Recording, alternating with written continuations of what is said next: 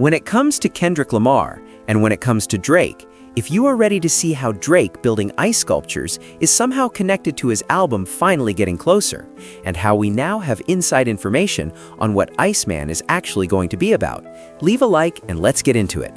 Because yes, you heard it right. This album is going to have diss tracks, and the main target is exactly who you would expect. Before we go any further, Drake putting up ice blocks has somehow managed to reignite his fan base and get people excited again, despite zero music being released. So melt those icemen, leave a like, and subscribe. Because the Drake stands are reaching new levels of annoying, standing around a frozen cube like it's a cultural event, when really, all Drake did was commission some ice and hide a MacGuffin inside it. And yet people are out here worshipping a block. That tells you everything about where we are. This ice stunt clearly appeals to Drake's more juvenile fan base and to the clout-chasing streamer crowd, and I'm not going to dwell on that too long. What I actually want to do today is something nobody else is doing. Look at what is genuinely being reported behind the scenes about this record. Because while the stands are analyzing the cube like it holds the secrets of the universe, there is real information coming out about what Iceman is going to contain. And when you see what it actually is and what year we are in, it is almost too much to process. I want to be clear. I am not here to be an Iceman hype machine. I want to explore what is actually being said behind the scenes about this album. And based on what informed people in the industry are reporting, what we know Iceman is going to center around is something that, considering everything that has happened over the last 2 years, should not surprise anyone, but is still somehow absurd to think about. Because no matter how cool you think a Drake ice sculpture is, that cube is a distraction, and it has absolutely nothing to do with the music itself. Whether you think the ice stunt is brilliant marketing or the lamest thing you've ever seen, it genuinely does not matter. What matters is what comes out of it. And Drake's entire strategy right now is built on spectacle over substance. He is using elaborate visual presentation to get people back on board before they've heard a single note of the actual record.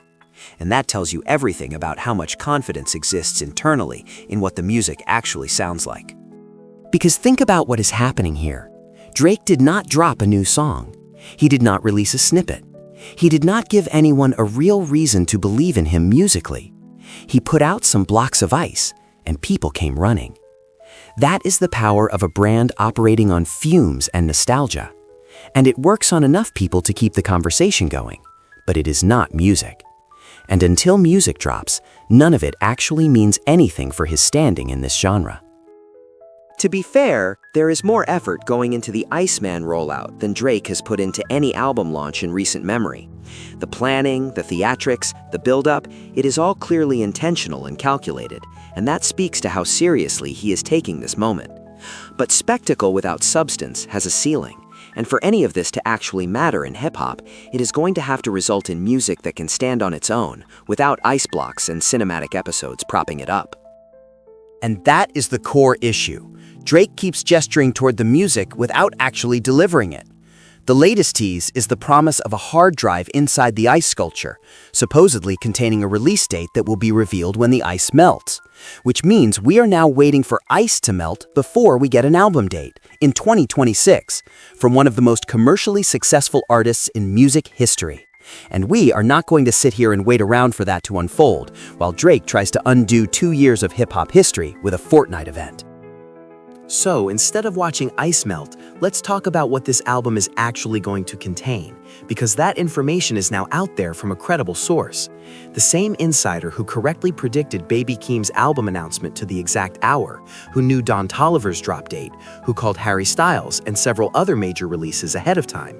This person has been accurate with every major piece of album information they've dropped all year. And what they've said about Iceman is this. Drake will be addressing his ops on Iceman. It is being described as his most lyrical album ever. And the hard drive hidden inside the ice contains a release date. Now, the first 2 points are the ones worth examining carefully. Because if we strip away the hype and just look at what those claims actually mean, what we are being told is that Iceman is going to be a diss album, a revenge record, a collection of bars aimed at everyone Drake feels wronged him over the past 2 years. Which is precisely what every leak, every snippet, and every person in Drake's orbit has been signaling for months. And the claim that this is going to be Drake's most lyrical album ever? Look, we have heard that exact line before. During the For All the Dogs rollout, Lil Yachty came out and made the same declaration.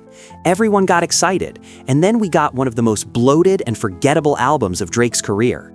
So forgive me if I do not immediately accept that same talking point just because it's coming from a different source this time. Unless Drake has somehow assembled an entirely different creative team around him, that claim deserves to be treated with significant skepticism.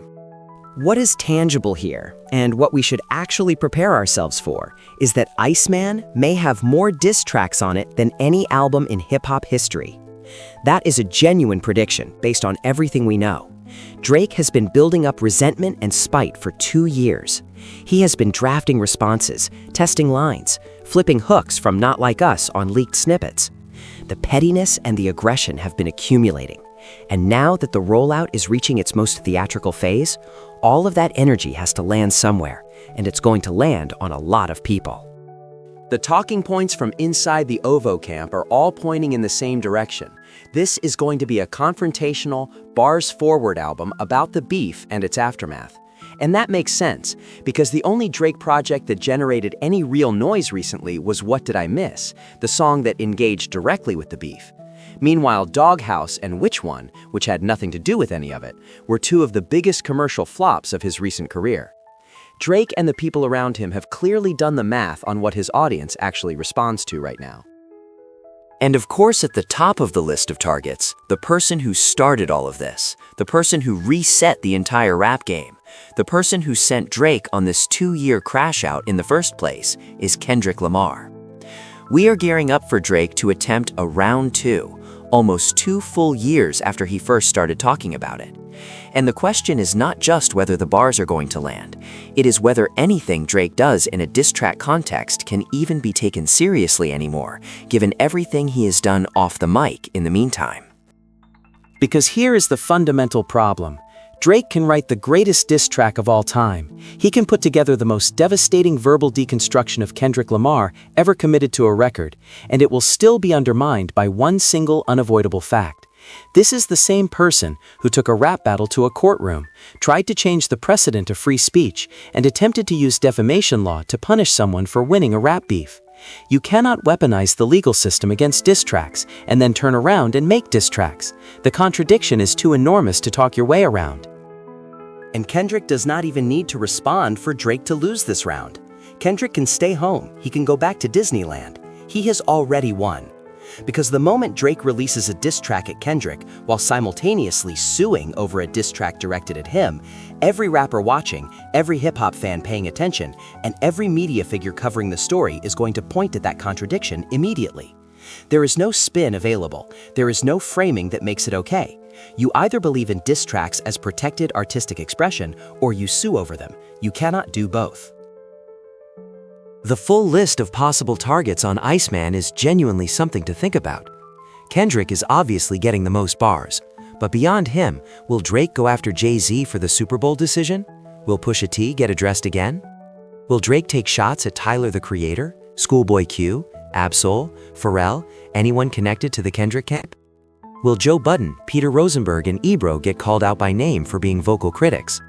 And then beyond hip-hop entirely, will LeBron James, who Drake has seemingly felt most personally betrayed by, end up as a primary target? Based on the leaked snippets we've already heard, Schoolboy Q getting name-dropped, Not Like Us hooks being flipped and reflipped, Drake has clearly been thinking about all of these people. He has been sitting with this for a long time, and the album is going to reflect that. But what makes all of it complicated and ultimately self-defeating is that Drake's pattern in beef has always been to go after the women connected to his male rivals, rather than addressing the men directly. And if he does that again on Iceman, targeting Whitney, Savannah James, Virginia Williams, the optics are going to be catastrophic. Because going after women who are not part of the rap world and who cannot defend themselves in this arena, while simultaneously suing over a diss track that went after you, that is a combination that no spin doctor on earth can rehabilitate. The PR nightmare is already built into the blueprint if Drake goes that route, and the history strongly suggests he will. Because that has been his move in every major beef he's ever been in, and every time it has made him look worse than whatever he was trying to say in the first place. Drake also clearly understands that the theatrics are going to need to carry a significant portion of the weight here. The project bought Smoke Cloud, the Adonis music video, the Ice Fortress.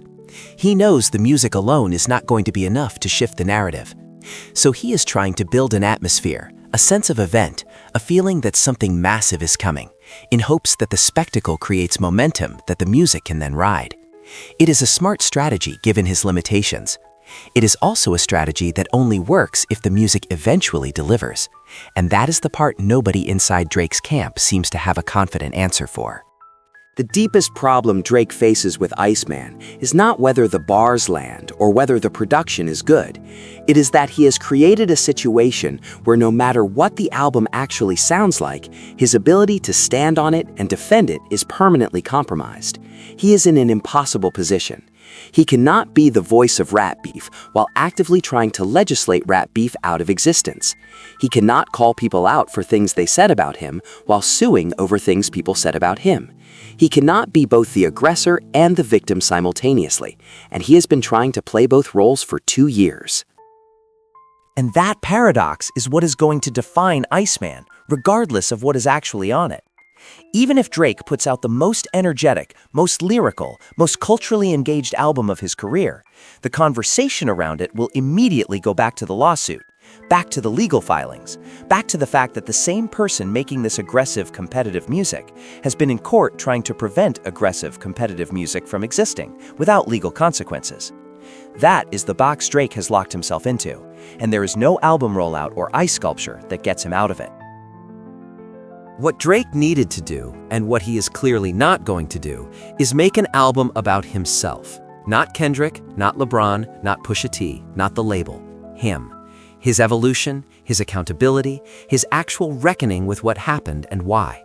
That is the album that could have changed the conversation. That is the album that might have earned him some genuine respect back.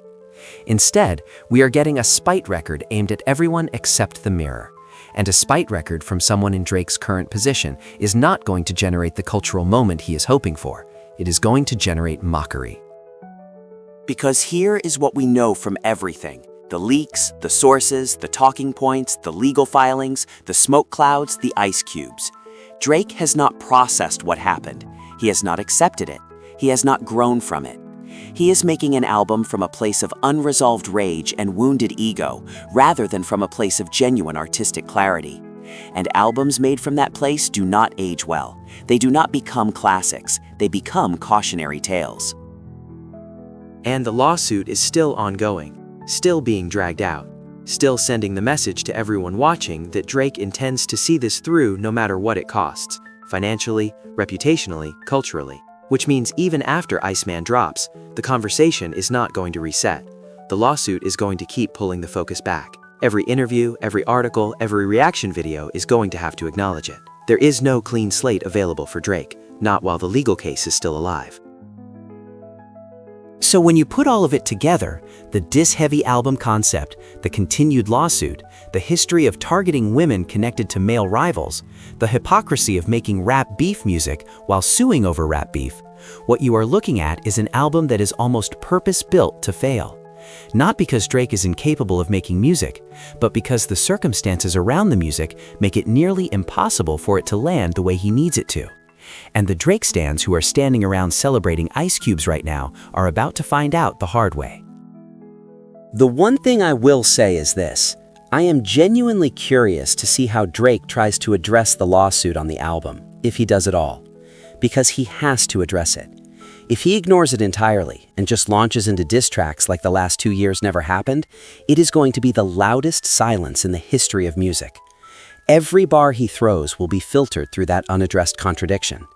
And if he tries to recontextualize it, tries to spin it as something other than what it clearly was, he is going to expose himself even further in the process of trying to explain it. What it really comes down to is this. Drake is about to step back into the arena using the very weapon, the diss track, the rap beef, the competitive bar, that he has simultaneously been trying to get the legal system to restrict. And he thinks theatrics and ice sculptures are going to distract people from noticing. They will not. The culture notices, the culture remembers, and the culture is going to be watching this album with that knowledge front and center from the moment it drops. There are a lot of directions this could go beyond just Kendrick. The full target list on Iceman could be one of the longest ever assembled on a single record. Kendrick at the top, LeBron possibly second, then Pusha T, then Jay-Z, then media personalities, then women connected to his rivals, then maybe some genuinely unexpected names. Conan O'Brien got jokes off at the Oscars, Trevor Noah did the same at the Grammys. Drake has been compiling a list of grievances for 2 years, and when it finally comes out, the sheer volume of pettiness on display might actually be historic. But volume of targets does not equal quality of music, and that is the trap Drake is walking straight into. A diss album that goes after LeBron James, Kendrick Lamar, Pusha T, Jay-Z, Schoolboy Q, multiple women, and various media personalities is going to come across not as a comeback, but as a comprehensive crash-out. A documentation of every grudge Drake is unable to let go of. And people are going to laugh. Not because the disses are necessarily bad, but because the person delivering them has permanently undermined their own credibility in the exact cultural space where those disses are supposed to matter. And that is the thing Drake needs to genuinely think about. Not first-week streams, not viral moments, not what Akademiks says on a stream. He needs to think about the long game. What does this album say about him in 5 years, in 10 years? When people look back at the Iceman era and everything that surrounded it, the lawsuit, the ice cubes, the fake hype campaign, the leaked snippets, what is the story going to be? And the honest answer, based on everything available right now, is that it is going to be the story of an artist who could not accept a loss, chose spite over growth, and made an album that cemented his decline instead of reversing it. Because here's the thing about legacy in hip-hop. The albums that last are the ones that say something real about the person who made them. Not just competitive real, genuinely, vulnerably, honestly real. And Drake making an album about how much he hates Kendrick Lamar, LeBron James, and Pusha T is not that. It is the opposite of that. It is an album that is going to tell everyone who listens to it exactly what kind of person Drake has become in the 2 years since the beef, and that portrait is not going to be flattering. And if Drake goes after the women on this album, if Savannah James gets bars, if Whitney gets bars, if Virginia Williams gets bars, that is not just going to confirm what Kendrick said about him and Not Like Us, it is going to make it undeniable. Because the image of Drake that Kendrick painted was of someone who targets and weaponizes women rather than confronting the men he actually has a problem with. And Drake doing exactly that on his comeback album would be the most self-defeating thing he could possibly do. It would hand his critics everything they need and then some. So what is the endgame here? What does Drake actually win by releasing a diss album 2 years after the beef, while still in the middle of a lawsuit over the last one? The OVO fans are going to celebrate. The streamers are going to get their content. Akademiks is going to eat well for a few weeks. And then what? What lasting thing does Drake achieve from this? Because the real work of rebuilding a career is not done through petty diss tracks and ice sculptures. It's done through music that makes people feel something real.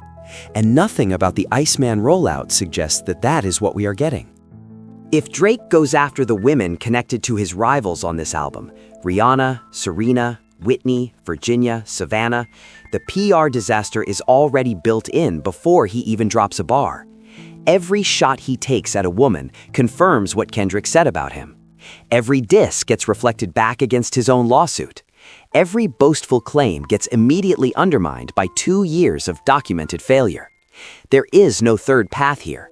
Either he ignores all the contradictions and the culture tears him apart, or he tries to address them and exposes himself even further. The only question is how spectacular the failure is going to be. Because what makes an album last is not gotcha moments or shock value disses. It's whether it says something true about the person who made it. And an album built entirely on unresolved grievances and petty score settling does not age well. Iceman is not going to save Drake. It is going to be the final chapter that confirms, for the record and for history, exactly why he needed saving in the first place.